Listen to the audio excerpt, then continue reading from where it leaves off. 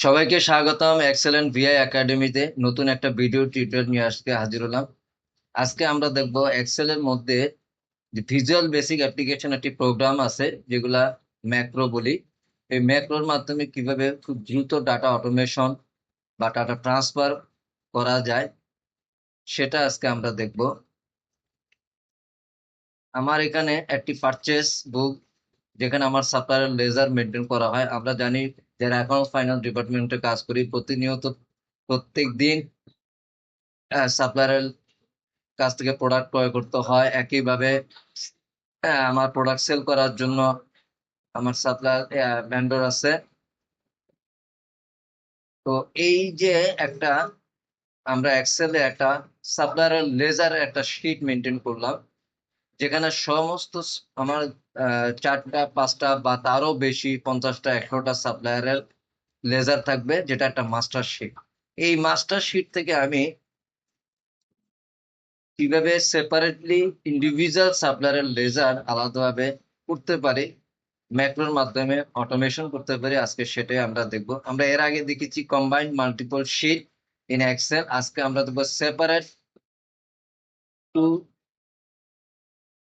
Sheet from master sheet, অর্থাৎ combined multiple শিটের reverse আজকে আমরা দেখব। এখানে আমার একটা সাপ্লায়ারের লেজার আমি মেনটেন করতেছি। আমার দুটা পার্টি আছে, কাজল ব্রাদার্স এবং রায়হান কম্পিউটার।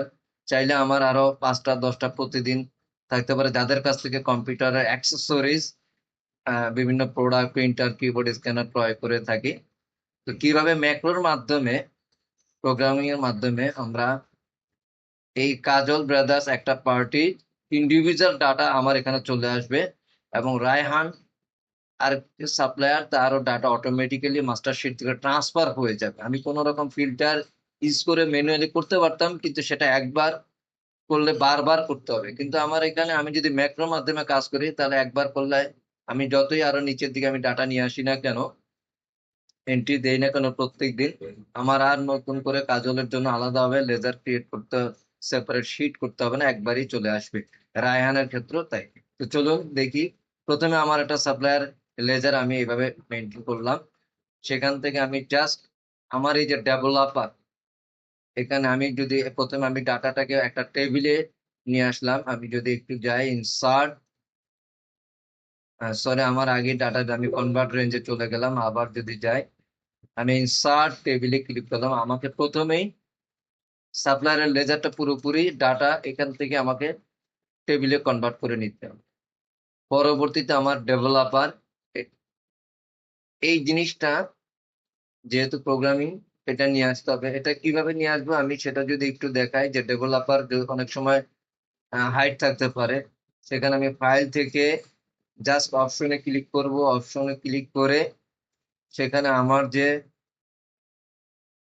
কাস্টমাইজ রিবন, এখান থেকে আমি চাইলে আমার এই যে ডেভেলপার জাস্ট সিলেক্ট করে দিয়ে ওকে করে দিলাম, দেন আমার এই ডেভেলপারটা চলে আসবে। এখন ডেভেলপারে গিয়ে আমাকে রেকর্ড ম্যাক্রো আমি সিলেক্ট করলাম। এখানে যেহেতু আমার কাজল আমার একটা পার্টির নাম, আমি জাস্ট কাজল লিখবো এবং মনে রাখতে হবে store macro in this workbook থাকতে হবে, যেহেতু আমার এই ওয়ার্কবুকে আমি কাজ করতেছি। জাস্ট এটা খেয়াল করতে হবে। কাজল ওকে দিব।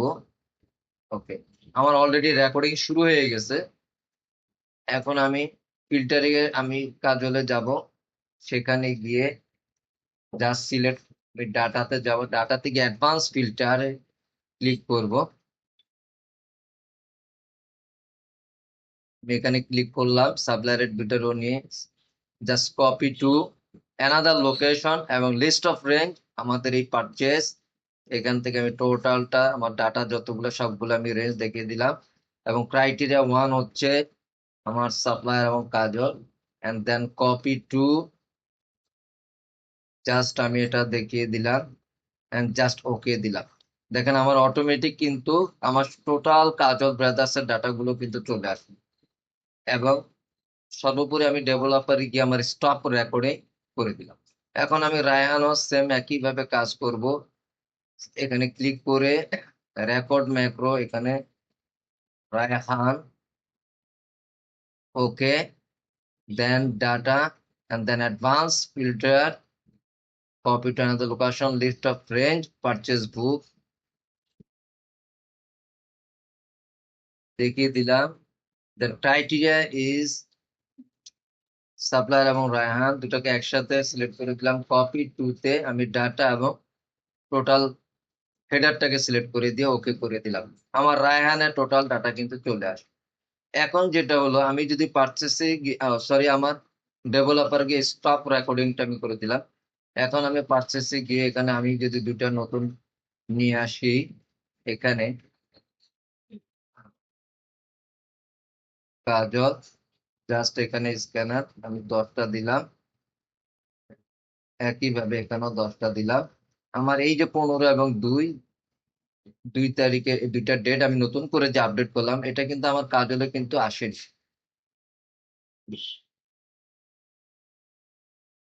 দুইটা চিঠি কিন্তু এখনো আমার 15 এবং 2 তারিখের ডাটাটা কিন্তু শো করেনি।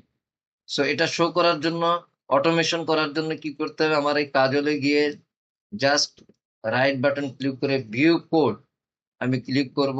সেখানে গিয়ে আমার ওয়ার্কশিট থাকবে, ওয়ার্কশিট, দেন অ্যাক্টিভেট, ওকে, জাস্ট আমি এখানে লিখবো কল। আমি কল করব কাজলকে, যেহেতু কাজল আমার পার্টি, এবং অ্যাক্টিভেট দিয়ে দিলাম। এটা জাস্ট আমি অ্যাক্টিভেট করে দিলাম, এন্ড দেন জাস্ট ক্লোজ করে দিলাম।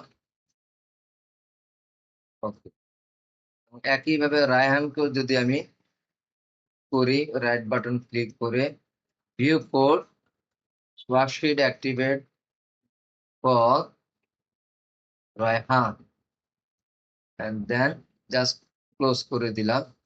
ওকে, এখন যদি আমি একটু দেখি যে এখানে এই দুটোকে যদি আমি সিলেক্ট করে দিয়ে আবার যদি আমি নিয়ে আসি,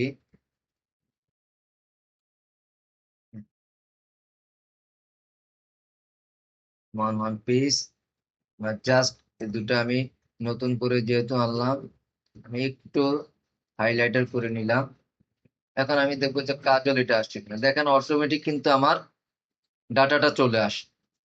সো একইভাবে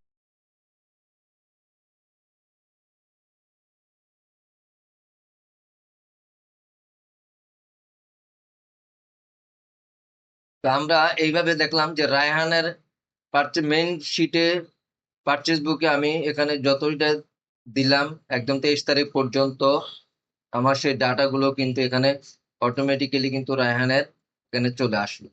এবং একইভাবে যদি আমি চাই কার্যালয়ের গুলো আনতে, সেটাও কিন্তু চলে আসে।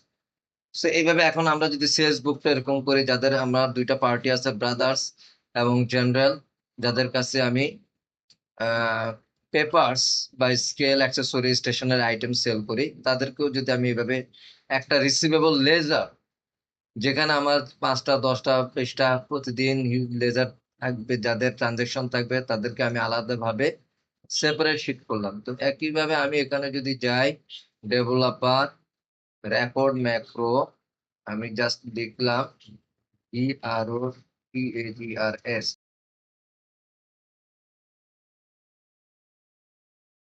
ক্রাইটেরিয়া 1, and দেন আমার হেডারটাকে আমি দিলাম জাস্ট ওকে। ব্রাদার্স এর সমস্ত ডাটা কিন্তু চলে আসলো।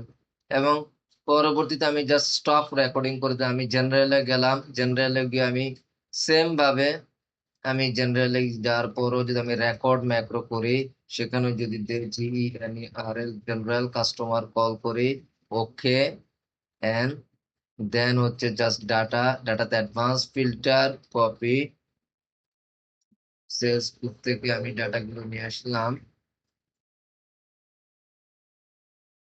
ক্রাইটেরিয়া 1, একইভাবে। সো এইভাবে ম্যাক্রো ভিজুয়াল বেসিক প্রোগ্রামের মাধ্যমে খুব দ্রুত আমরা ব্রাদার্স, আমি 1 পিস করে দিলাম বোঝার সুবিধার্থে পরিবর্তনটা। সরি,